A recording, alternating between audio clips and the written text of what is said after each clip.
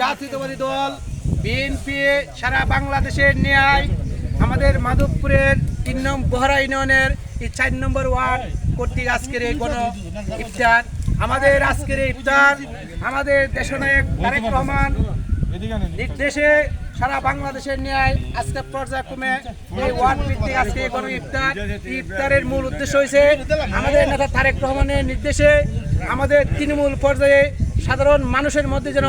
আমাদের সম্পৃক্ততা বেড়ে যায়, আমাদের সাথে সম্পৃক্ত দলের সাথে যেন একটা সেতুবন্ধন তৈরি হয়। এই জন্য তারেক রহমানের নির্দেশ আমাদের গ্রাম পর্যায়ে আর রেস্টুরেন্টে বিলাসবহুল ইফতারি না হয়ে কোনো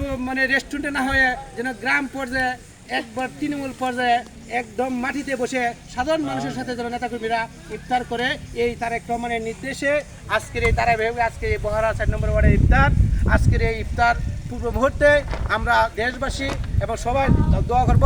আমাদের আগামী রাষ্ট্রনায়ক তারেক রহমান, আমাদের দেশনেত্রী বেগম খালেদা জিয়ার জন্য, আমাদের রাজনীতিক জনক আমাদের শহীদ প্রেসিডেন্ট জিয়াউর রহমানের ওনার রুহের মাগফিরাত কামনা করব।